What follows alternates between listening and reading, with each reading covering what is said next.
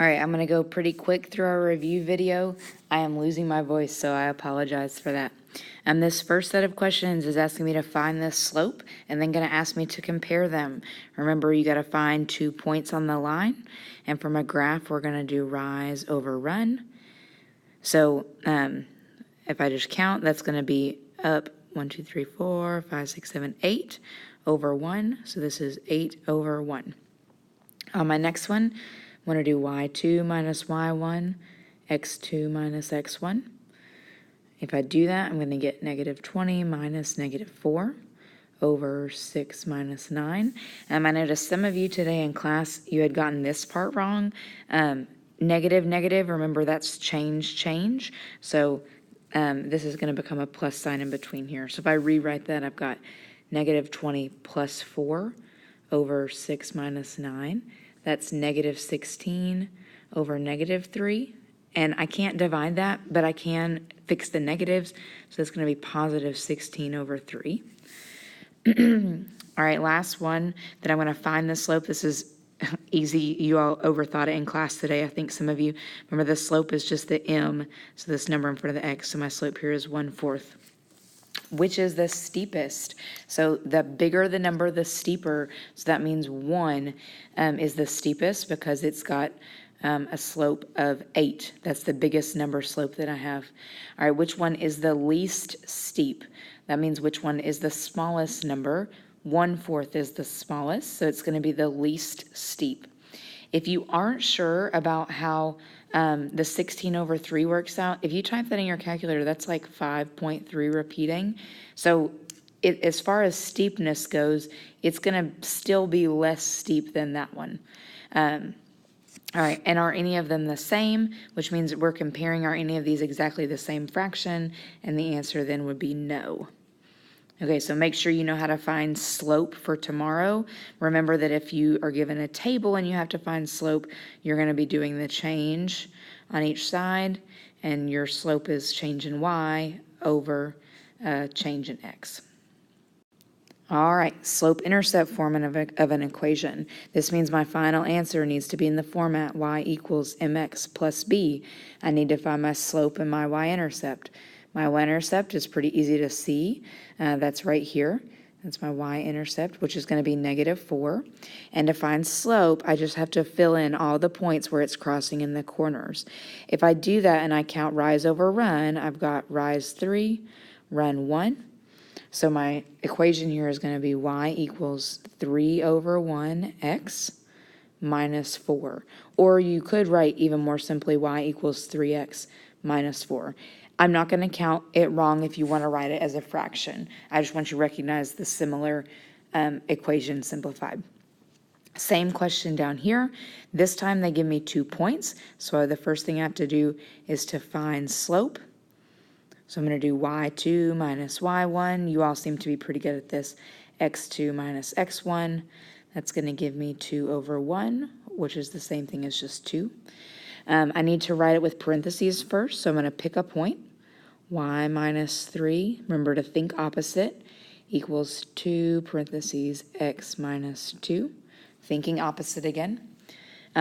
Slope-intercept form, I want y by itself, so I got to distribute. Y minus 3 equals 2x minus 4. I'm distributing. And then I need to move my 3 over. So to do that, I'm going to add 3. So I've got y equals 2x minus 1. All right, there's my slope-intercept form of that equation. Okay, number 7, very much like the last one, except my final answer needs to be in standard form, which should make you think ax plus by equals c. Start by finding the slope, negative 1 minus negative 2 over x2 minus x1. All right, remember this right here is change. That's going to become a plus sign. So that's going to give me positive 1 over 2, so 1/2. And then I'm going to set up my equation, y, think opposite, y plus 2 equals 1/2 x minus 0. Distribute y plus 2 equals 1/2 x. That's just 0, so I'm not going to write the plus 0 out there. Then standard form has no fractions, so I need to multiply to get rid of my fractions. That's going to give me 2y plus 4 equals x. Remember that the whole purpose was that those cancel. And now I need my x and y on the same side and my number on the other. So I'm going to move x over here. When I move it across the equal sign, it's going to become negative. So that's negative 1x plus 2y plus 4 equals 0. It equals 0 because there's going to be nothing left on the left-hand side. And now I need to move, let me fix that. I need to move my plus 4 by subtracting it. So my final answer is going to be negative 1x plus 2y equals negative 4. All right, there's my final answer in standard form. Okay, bottom two, remember we talked about this in class. First of all, these are in y equals mx plus b. So you can go ahead and plot your points. I'm going to start at 0, down 4 over 3, up 4 backwards 3. And then I need to think to myself, less than, okay, because there's not an equal sign, this is dashed. And then less than is below. So I'm going to make a dashed line. And then I want to shade below because less for y is below. All right, on the next one, I'll work that one in a different color and mix it up. All right, I'm going to start at negative 2, y equals mx plus b. This is 2 over 1, so up 2 over 1. I'm going to keep that pattern going through the whole graph, and you should do the same tomorrow. Down 2 backwards 1 to go the other direction. This symbol means I want to do solid and above because that's my greater than symbol. So above that line is over here. And I should make it solid. I need to actually connect it. All right, there you go. If you're having trouble with those symbols, you just need to go back and look at your notes from that section. That was section 7.3 in your notes. All right, writing equations, we talked today. This is just going backwards. They're all going to be in the format y. And instead of equals, we're going to have an inequality. I know that because it's shaded. mx plus b, and we're going to fill in the m and the b. So b is at negative 4. My slope, I can make as many points as I want to, but this slope is up 1 over 2. So I've got y is something 1/2 x minus 4, because that's where it's crossing here. That's my b value. And then to fill in this, I have to think, I've got 4 different options: greater than or equal to, less than or equal to. I know it's solid, so I know it's not going to be either of those. And then it's below, which means it's going to have to be less than. So to finish my equation, I'm going to write less than or equal to. There's my equation. Same idea on number 11. We're going to start here. I'm going to find some more points where it's crossing in the corner. Well, these are a little bit more tricky to see. Okay, so if I count that, oh, there's the next one. All right, if I count that slope, I'm going to be going up 1, 2, 3, 4, 5 over 1. So I've got y. I'm going to leave a space. 5x, or 5 over 1x if you want to say that. And then this is crossing at 6. That's my b value, so plus 6. And now I think again, I've got a few different options to choose from. Greater than or equal to, less than or equal to. So this is dashed, which means it's not going to be either of those at the bottom. And I'm shading, it's kind of hard to tell, but I'm shading up of the y-axis. If you look below the y-axis of your y-intercept, that's not shaded. So this is going to be my solution then. So I'm going to have y is greater than, oh, I said that wrong. This one's my solution. Y is greater than 5x plus 6. Last part on here, we just need to talk about solving. You have to get y by itself before you can answer either of these questions. So you need y to be by itself. So I'm going to move. So negative 2y is greater than negative 5x plus 8.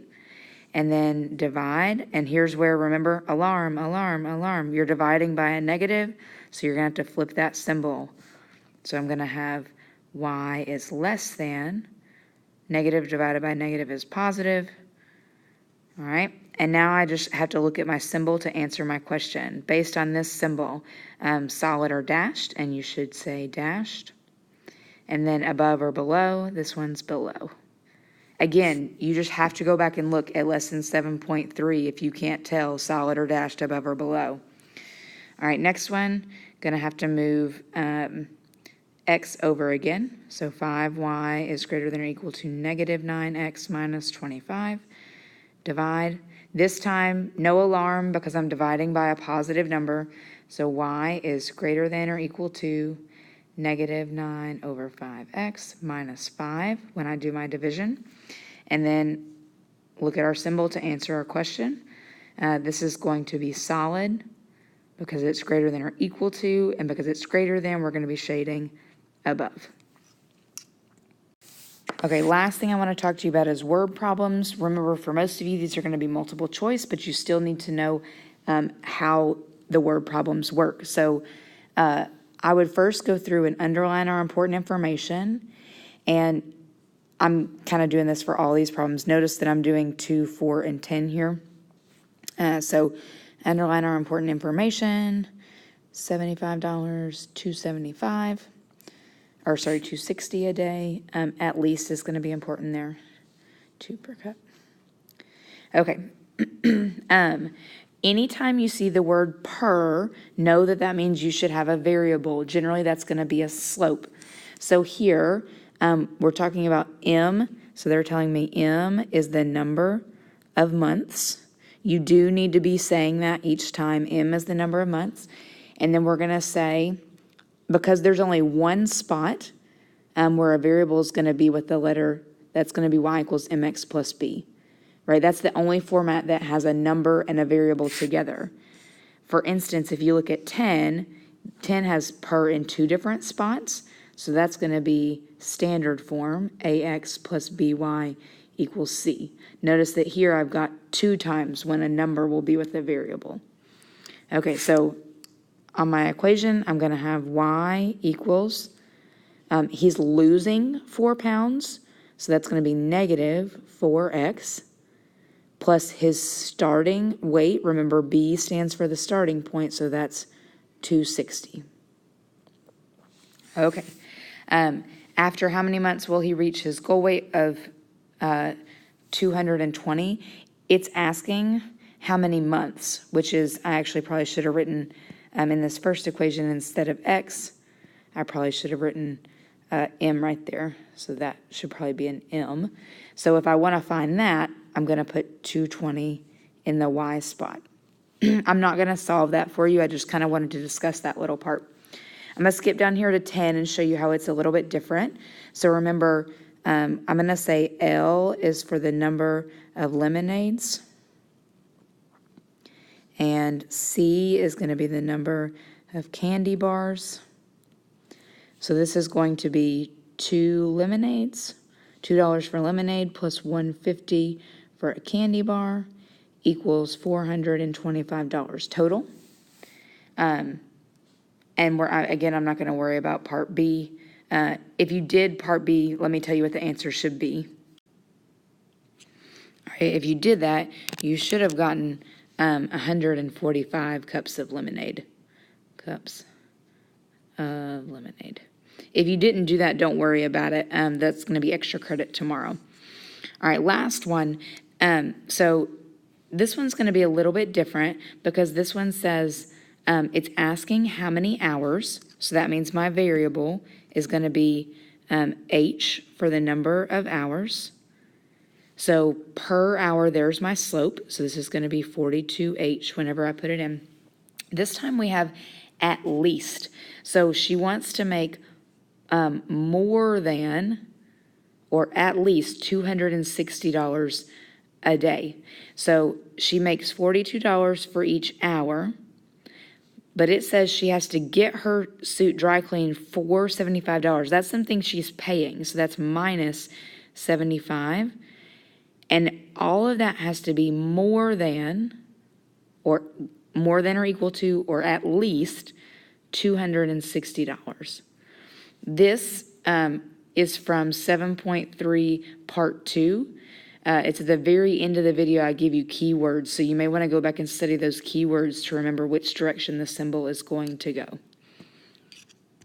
If you need a lot of help, you might want to come to tutoring tomorrow morning. I'll be here at 8 o'clock. There you go.